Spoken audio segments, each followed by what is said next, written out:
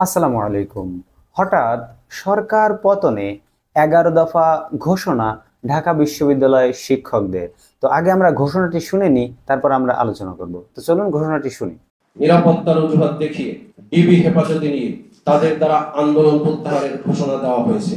আজ আমরা ঢাকা বিশ্ববিদ্যালয় সাদা দল সমর্থক শিক্ষকবৃন্দ অত্যন্ত ভারাক্রান্ত এবং মর্মাহত চিত্তে আপনাদের সামনে উপস্থিত হয়েছি। আপনারা জানেন, বৈষম্য বিরোধী শান্তিপূর্ণ ছাত্র আন্দোলন দমনে সরকার প্রাথমিক বিদ্যালয় থেকে শুরু করে বিশ্ববিদ্যালয় পর্যন্ত সকল শিক্ষা প্রতিষ্ঠান অনির্দিষ্টকালের জন্য বন্ধ করে দিয়েছে। আইন শৃঙ্খলা রক্ষাকারী বাহিনী এবং সরকার সমর্থক সন্ত্রাসীদের নির্মম ও বর্বরোচিত হামলার সম্প্রতি শত শত আন্দোলনকারী শিক্ষার্থী, জনতা, গণমাধ্যম কর্মী ও পুলিশ সদস্যের প্রাণহানি ঘটেছে। আহত হয়ে কয়েক হাজার মানুষ চিকিৎসাধীন অবস্থায় দুর্বিষহ দিন কাটাচ্ছে। লাঞ্ছনার শিকার হয়েছেন বিশ্ববিদ্যালয়ের কয়েকজন শিক্ষকও। জনসম্পত্তিরও বিপুল ক্ষয়ক্ষতি হয়েছে। উদ্ভূত পরিস্থিতি নিয়ন্ত্রণে সরকার কারফিউ জারি করে সেনাবাহিনী মোতায়েন করেছে। কোনরূপ তদন্ত ছাড়াই জনসম্পত্তি ধ্বংসের দায় সরকার বিরোধী রাজনৈতিক দলগুলোর উপর চাপিয়ে শত শত মামলায় অজ্ঞাতনামা লক্ষাধিক মানুষকে আসামি করা হয়েছে। ঢাকা বিশ্ববিদ্যালয় সহ দেশের বিভিন্ন শিক্ষা প্রতিষ্ঠানের শিক্ষার্থী ও রাজনৈতিক দলসমূহের নেতা কর্মী সমর্থকদের নির্বিচারে গণগ্রেপ্তার করে রিমান্ডের নামে নির্মম নির্যাতন চালানো হচ্ছে। গণগ্রেপ্তার থেকে বিরোধী মতের শিক্ষক, চিকিৎসক, আইনজীবী সহ অন্যান্য পেশাজীবীরাও রেহাই পাচ্ছেন না। ব্লক রেড সহ আইন শৃঙ্খলা বাহিনী নানা তৎপরতার মাধ্যমে জনমনে এক ভীতিকর পরিস্থিতি তৈরি করেছে। এক কথায় বলতে গেলে বৈষম্য বিরোধী ছাত্র আন্দোলনকে কেন্দ্র করে যে ভয়াবহ অবস্থা তৈরি করা হয়েছে তা স্বাধীনতা পরবর্তী বাংলাদেশে এক নজিরবিহীন ঘটনা। একটি যৌক্তিক ও শান্তিপূর্ণ আন্দোলনকে সহিংস রূপ দিয়ে তা দমনের নামে নৃশংস পন্থায় মাত্র কয়েক দিনে এত মানুষ হত্যার ঘটনা স্বাধীন বাংলাদেশের ইতিহাসে আর ঘটেনি। ইতিমধ্যে আমরা জেনেছি, নিরাপত্তার অজুহাত দেখিয়ে বৈষম্য বিরোধী ছাত্র আন্দোলনের সমন্বয়কারীদের ডিবি হেফাজতে নিয়ে তাদের দ্বারা আন্দোলন প্রত্যাহারের ঘোষণা দেওয়া হয়েছে। এটিও একটি নজিরবিহীন ঘটনা। এ ঘটনার মর্মার্থ উপলব্ধি করতে না পারার মতো বোকা এদেশের মানুষ নয়। আমরা এসব ঘটনার চরমভাবে উদ্বিগ্ন এবং মর্মাহত। আমরা এর তীব্র নিন্দা ও প্রতিবাদ জানাই। প্রিয় গণমাধ্যম সদস্যবৃন্দ, আমরা অত্যন্ত ক্ষোভের সঙ্গে লক্ষ্য করেছি যে রাষ্ট্রীয় বাহিনী ও সরকারি দলের সন্ত্রাসীদের গুলিতে এবং আক্রমণে নিহত শত শত আন্দোলনকারী ও সাধারণ মানুষের প্রতি সহমর্মিতা প্রদর্শন ও দোষীদের দৃষ্টান্তমূলক শাস্তির প্রতিশ্রুতি না দিয়ে ধ্বংসপ্রাপ্ত জনসম্পত্তির জন্য সরকার প্রধান সহ সরকার দলীয় ব্যক্তিবর্গ চরম দুঃখ ও ক্ষোভ প্রকাশ করেছে। এটাকে আমরা দেশের আপামর জনসাধারণের প্রতি চরম অবজ্ঞা ও নির্মম পরিহাসের শামিল বলে মনে করি। কারণ আমরা মনে করি সম্পদ মূল্যবান এবং তা অর্জনযোগ্য, কিন্তু মানুষের জীবন অমূল্য। রাষ্ট্রীয় সম্পদের মালিক এদেশের আপামর জনতা। জনতার সম্পদ রক্ষা করা সরকারের দায়িত্ব। সরকার এ দায়িত্ব পালনে চরম ব্যর্থ হয়েছে। শুধু তাই নয়, গত 1.5 দশকে এদেশ থেকে পাচার হওয়া 10 লক্ষ কোটি টাকা, শেয়ার মার্কেট এবং ব্যাংকিং খাতের ব্যাপক লুটপাট সহ দুর্নীতির মাধ্যমে জনসম্পদ হরণকারীদের বিরুদ্ধে সরকারকে আমরা দৃশ্যমান কোনো ব্যবস্থা গ্রহণ করতে দেখিনি। তাই রাষ্ট্রীয় বা জনসম্পদ সম্পর্কে সরকারের বর্তমান প্রতিক্রিয়ায় আমাদের মনে এ প্রশ্ন জাগা খুবই স্বাভাবিক। প্রিয় সাংবাদিকবৃন্দ, শিক্ষার্থী ও চাকরি প্রত্যাশীদের কোটা বৈষম্যের বিরুদ্ধে পরিচালিত আন্দোলন অত্যন্ত যৌক্তিক এবং ন্যায়সঙ্গত বিবেচনা করে আমরা শুরু থেকেই এই আন্দোলনকে সমর্থন জানিয়ে আসছি। আন্দোলনকারীদের যৌক্তিক দাবি মেনে নিয়ে উদ্ভূত সংকটের দ্রুত সমাধানের কার্যকর ব্যবস্থা নেওয়ার জন্য সরকারের প্রতি আমরা একাধিকবার আহ্বান জানিয়েছি।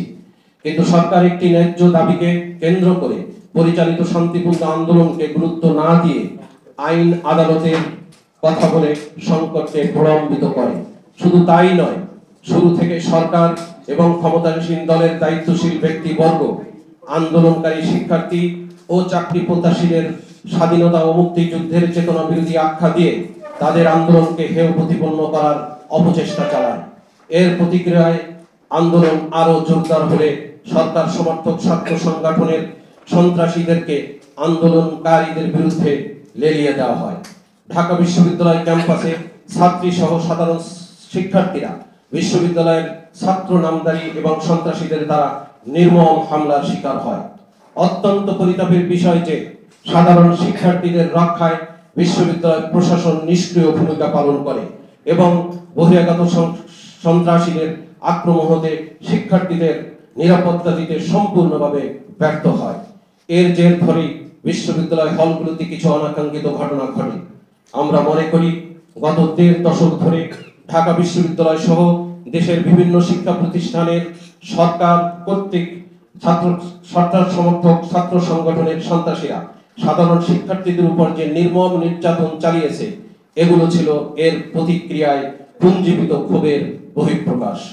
প্রিয় সাংবাদিকবৃন্দ, ঢাকা বিশ্ববিদ্যালয় শুধু দেশের অগ্রণী উচ্চ শিক্ষা প্রতিষ্ঠান নয়, এদেশের মুক্তি সংগ্রাম থেকে শুরু করে স্বাধীনতা পরবর্তী বাংলাদেশের সকল অগণতান্ত্রিক শক্তি ও স্বৈর শাসন বিরোধী আন্দোলন সংগ্রামে এ বিশ্ববিদ্যালয়ের শিক্ষক শিক্ষার্থীরা ঐতিহাসিক ভূমিকা পালন করেছে। এক্ষেত্রে ঢাকা বিশ্ববিদ্যালয় শিক্ষক সমিতির সংগ্রামী ঐতিহ্যবাহী ভূমিকার কথাও দেশবাসীর অজানা নয়।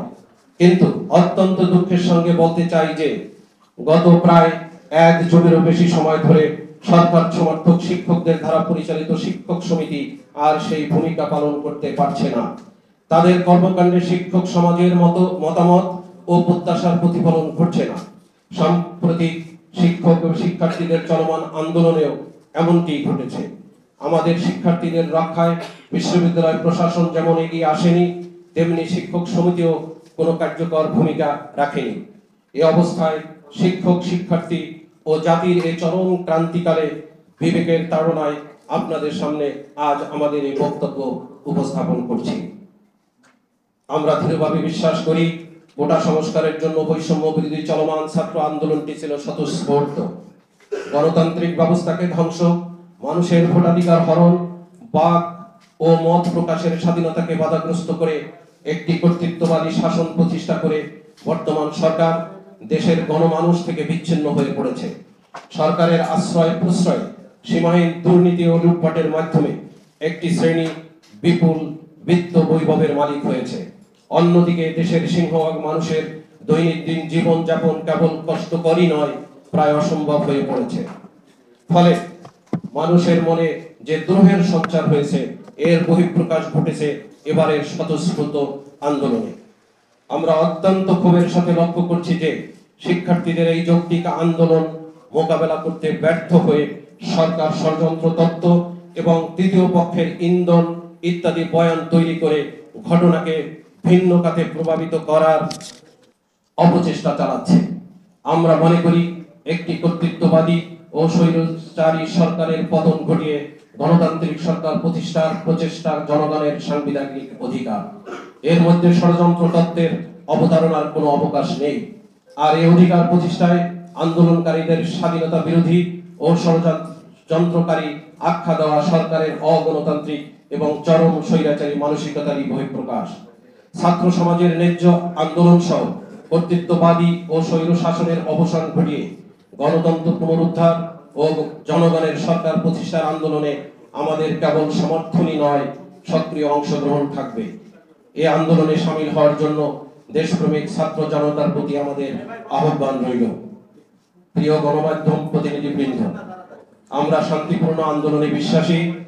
দ্ব্যর্থহীন ভাষায় বলতে চাই যে আমরা দেশে কোনো অরাজকতা বিশৃঙ্খলা চাই না। আমরা চাই দেশে শান্তি বজায় থাকুক, জনজীবন স্বস্তিময় হোক। তাই উদ্ভূত সংকটময় পরিস্থিতিতে আমরা নিম্নোক্ত দাবি পেশ করছি। 1.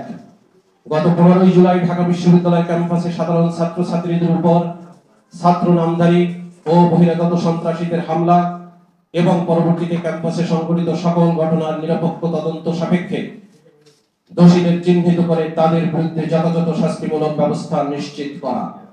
2. সন্ত্রাসীদের হামলা থেকে সাধারণ ছাত্রীদের রক্ষায় প্রয়োজনীয় ব্যবস্থা গ্রহণে ব্যর্থ হওয়ায় ঢাকা বিশ্ববিদ্যালয় প্রশাসনের পদত্যাগ। 3.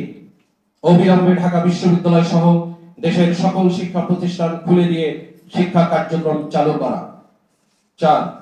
কারফিউ সম্পূর্ণ প্রত্যাহার করে জনজীবন স্বাভাবিক করা। 5. জাতিসংঘের তত্ত্বাবধানে আন্তর্জাতিক তদন্তের ব্যবস্থা করে গত 16 জুলাই থেকে আন্দোলন দমনের নামে শিক্ষার্থী সহ শত শত মানুষ হত্যায় জড়িত আইন প্রয়োগকারী সংস্থার সদস্য ও সরকার সমর্থক সন্ত্রাসীদের চিহ্নিত করে দ্রুত বিচারের আওতায় আনা এবং নিহতদের পরিবারকে পর্যাপ্ত ক্ষতিপূরণ ও একই সাথে এই হামলায় আহত সকলের সুচিকিৎসার যথাযথ ব্যবস্থা করা। 6. আন্দোলনকে কেন্দ্র করে গুরুত্বপূর্ণ রাষ্ট্রীয় স্থাপনা ও সম্পদের ব্যাপক ক্ষতি সাধনের ঘটনা জাতিসংঘের তত্ত্বাবধানে নিরপেক্ষ ও নির্মোহ তদন্ত সাপেক্ষে প্রকৃত দোষীদের চিহ্নিত করে বিচারের আওতায় আনা। 7. বৈষম্য বিরোধী ছাত্র আন্দোলনের সমন্বয়কারীদের ডিবি হেফাজত থেকে পরিবারের কাছে হস্তান্তর ও গ্রেপ্তারকৃত সকল শিক্ষার্থীর অবিলম্বে মুক্তি প্রদান। 8. শিক্ষার্থীদের বিরুদ্ধে দায়েরকৃত সকল মামলা প্রত্যাহার ও তাদেরকে গ্রেপ্তার ও হয়রানি না করা। 9. বৈষম্য বিরোধী ছাত্র আন্দোলনের সর্বশেষ 8 দফা দ্রুত বাস্তবায়ন করে সংকট সমাধান করা। 10. তদন্ত ছাড়াই ঘটনার সাথে জড়িত থাকার অভিযোগে পেশাজীবী সহ বিরোধী রাজনৈতিক দলের নেতা কর্মী সমর্থকদের গণগ্রেপ্তার ও রিমান্ডে নিয়ে বর্বরচিত নির্যাতন বন্ধ করা এবং গ্রেপ্তারকৃতদের অবিলম্বে মুক্তি প্রদান করা। 11. জনদাবি মেনে নিয়ে সরকারের পদত্যাগ ও একটি নিরপেক্ষ নির্বাচন আয়োজনের মাধ্যমে জনগণের সরকার প্রতিষ্ঠা করা। বন্ধুরা, আপনারা সকলেই এই ঢাকা বিশ্ববিদ্যালয়ের শিক্ষকদের 11 দফা সরকার পতনের ঘোষণাটি শুনলেন। শুনে মনে হচ্ছে যে আমাদের বর্তমান যে সরকার আছে এই সরকার অতি দ্রুতই তাদের মেয়াদ শেষ করে ফেলবে। কারণ এই সরকারকে আর এদেশের মানুষ, এদেশের শিক্ষক, এদেশের কোনো সম্প্রদায় এই সরকারকে আর দেখতে চায় না। বিভিন্ন সম্প্রদায়ের শিক্ষকরা মিছিল করছে, আইনজীবীরা বিক্ষোভ করছে, মানববন্ধন করছে, যার যার জায়গা থেকে যে যা পারছে তাই নিয়ে সরকারের বিরুদ্ধে প্রতিবাদ করছে। তো আমরা সকলেই চাই যে এই যে সরকার দেশের যে ক্ষতি করেছে, দেশের যে হাজার হাজার ছাত্রদেরকে হত্যা করেছে তার পেটুয়া বাহিনী দ্বারা, এবং বর্তমানে দেশের যে পরিস্থিতি তাতে দেখলেই বোঝা যাচ্ছে যে এই সরকার অতি দ্রুতই আমাদের থেকে বিদায় নেবে। ধন্যবাদ ভিডিওটি দেখার জন্য।